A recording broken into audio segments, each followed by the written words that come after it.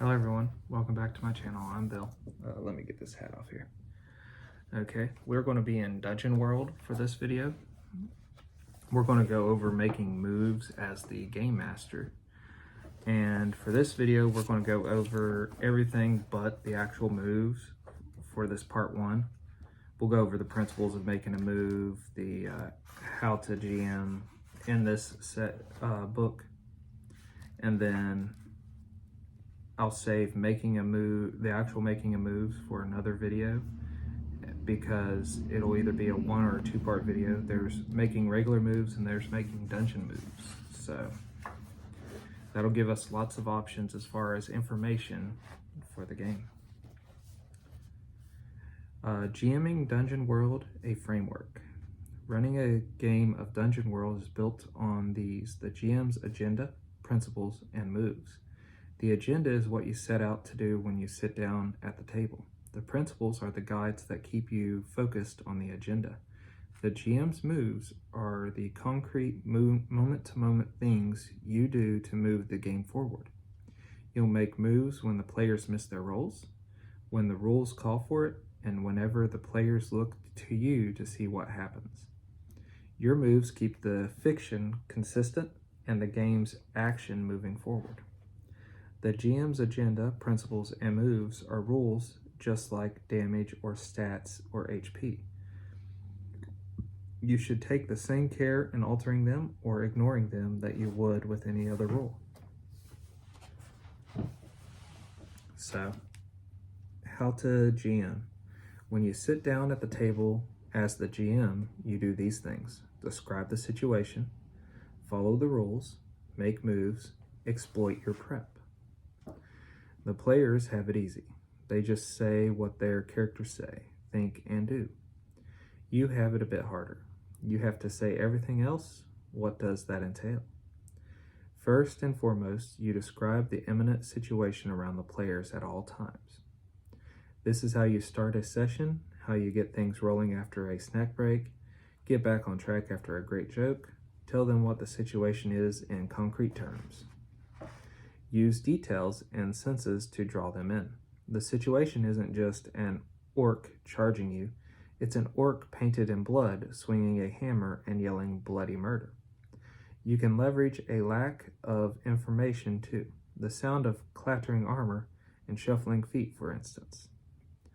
The situation around them is rarely everything's great, nothing to worry about. There are adventurers going on adventures. Give them something to react to. When you describe the situation, always end with, what do you do? Dungeon World is about action and adventure. Portray a situation that demands a response. From the get-go, make sure to follow the rules. This means your GM rules, sure, but also keep an eye on the player's moves. It's everyone's responsibility to watch for when a move has been triggered, including you. Stop the players and ask if they mean to trigger the rules when it sounds like that's what they are doing. Part of following the rules is making moves. Your moves are different than the players' moves, and we'll describe them in detail in a bit. Your moves are specific things you can do to change the flow of the game. In all of these things, exploit your prep. At times, you'll know something the players don't know yet. You can use that knowledge to help you make moves. Maybe the wizard tries to cast a spell and draws unwanted attention. They don't know that the attention that just fell on them was the ominous gaze of a demon waiting 2 levels below, but you do. Agenda. Your agenda makes up the things you aim to do at all times while GMing a game of Dungeon World. Portray a fantastic world. Fill the characters' lives with adventure. Play to find out what happens.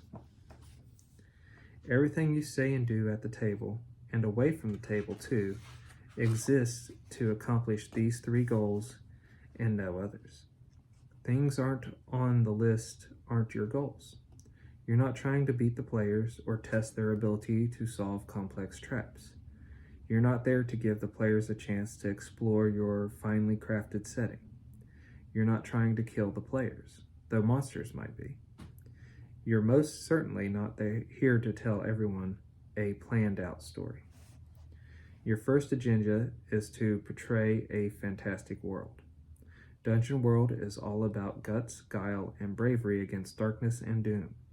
It's about characters who have decided to take up a life of adventure in the hopes of some glorious reward.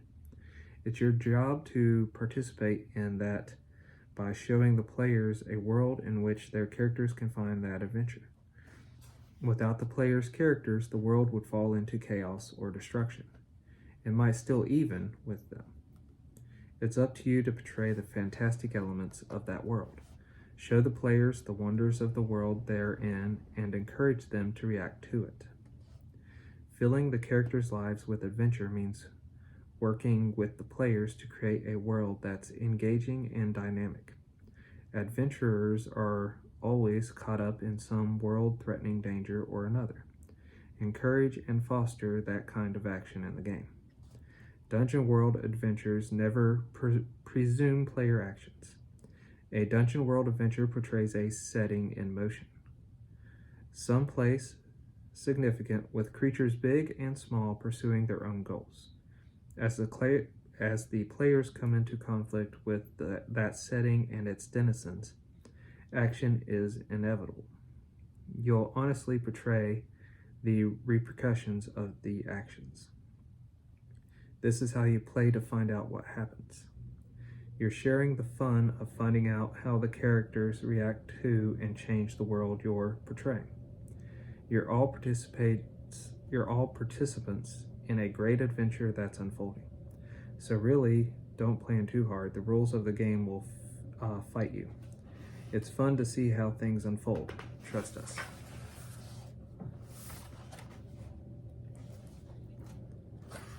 Okay, next is principles. There'll be a quick listing of the principles, and then there'll be paragraphs defining each of the principles. Principles: draw maps, leave blanks. Address the characters, not the players. Embrace the fantastic. Make a move that follows. Never speak the name of your move. Give every monster life. Name every person. Ask questions and use the answers. Be a fan of the characters. Think dangerous. Begin and end with the fiction. Think off-screen too. Your principles are your guides. Often, when it's time to make a move, you'll already have an idea of what makes sense. Consider it in light of your principles and go with it if it fits. Draw maps and leave blanks. Dungeon World exists mostly in the imagination of the people playing it. Maps help everyone stay on the same page. You won't always be drawing them yourself, but anytime there's a new location described, make sure it gets added to a map. When you draw a map, don't try to make it complete. Leave room for the unknown. As you play, you'll get more ideas and the players will give you inspiration to work with. Let the maps expand and change. Next is address the characters, not the players. Addressing the characters, not the players, means that you don't say, Tony, is Dunwich doing something about the white? Instead, you say, Dunwich, what are you doing about the white? Speaking this way keeps the game focused on the fiction and not on the table.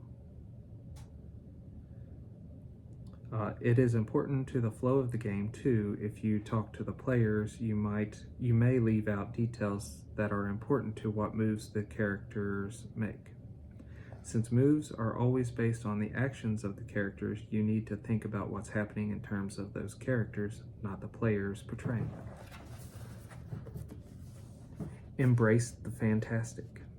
Magic, strange vistas, gods, demons, and abominations. The world is full of mystery and magic. Embrace that in your prep and in play. Think about the fantastic on various scales. Think about floating cities or islands crafted from the corpse of a god. Think about village wise men and their spirit familiars, or the statue that the local bandits touch to give them luck. The characters are interesting people, empowered by their gods, their skill at arms, or by mystical training. The world should be just as engaging. I like that description of Embrace the Fantastic. Make a move that follows. When you make a move that what you're actually doing is taking an element of the fiction and bringing it to bear against the characters. Your move should always follow from the fiction. They help you focus on one aspect of the current situation and do something interesting with it. What's going on? What moves make sense here?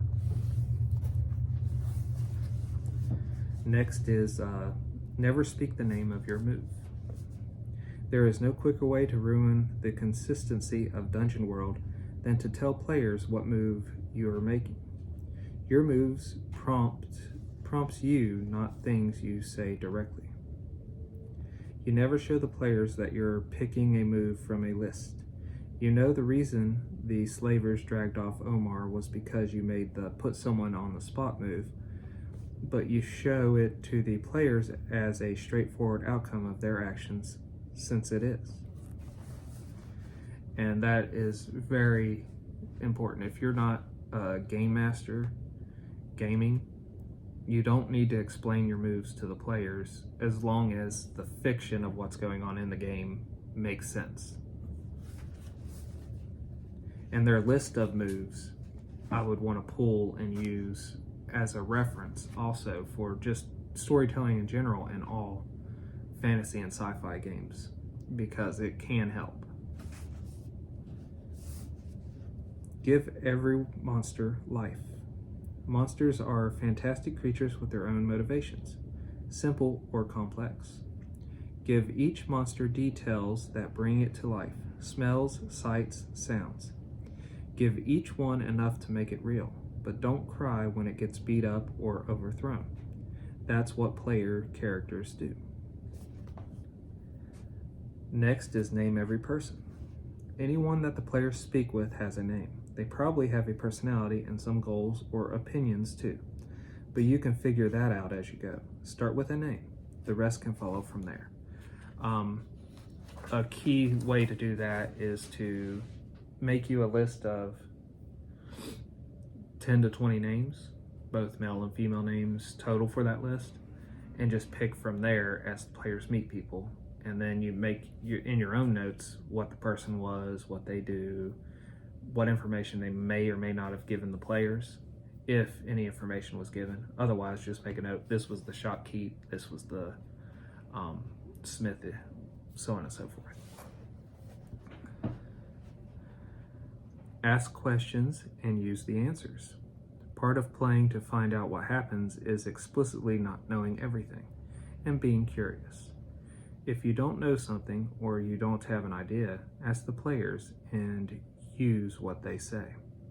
The easiest question to use is, what do you do? Whenever you make a move, end with, what do you do? You don't even have to ask the person you made the move against. Take the chance to shift the focus elsewhere. Wrath spell is torn apart with a flick of the mage's wand. Finnegan, that spell was aiding you. What are you doing now that it's gone? I like that example. So that would also be a good way to just keep your regular D&D games and other games moving. You explain what happened, and then you ask the next person with their actual character name, what do you do now that this has changed? Be a fan of the characters. Think of the players' characters as protagonists in a story you might see on TV. Cheer for their victories and lament their defeats. You are not here to punish them in any particular direction, merely to participate in fiction that features them and their actions. That's something all of us need to do in any D&D or fantasy game, especially when you start to feel like it's players against the game masters or game masters against the players. The game masters need to be fans of the characters. That would negate that effect entirely. And good game masters are fans of the characters. Think dangerous. Everything in the world is a target. You're thinking like an evil overlord. No single life is worth anything, and there is nothing sacrosanctic. Everything can be put in danger. Everything can be destroyed. Nothing you create is ever protected. Whenever your eye falls on something you've created, think how it can be put in danger, fall apart, or crumble. The world changes. Without the character's intervention, it changes for the worse. Next is begin and end with the fiction. Everything you and the players do in Dungeon World comes from and leads to fictional events. When the players make a move, they take a fictional action to trigger it. Apply the rules and get a fictional effect. When you make a move, it always comes from the fiction. And then finally, think off screen too. Just because you're a fan of the characters doesn't mean everything happens right in front of them. Sometimes your best move is in the next room, or another part of the dungeon, or even back in town. Make your move elsewhere and show its effects when they come into the spotlight. So some events happening elsewhere, and the players will encounter that later in either descriptions or telling of the events when they can finally find the information or find out the information. And this is everything but the actual moves themselves. So this is the part one of the GM making moves and all the principles and stuff behind it. Hopefully this is helpful to you guys. It was helpful to me. It brings in new things that I don't think about anymore when I'm game mastering that I can bring in and just increase the fun of my games. Well, until we all game again, guys.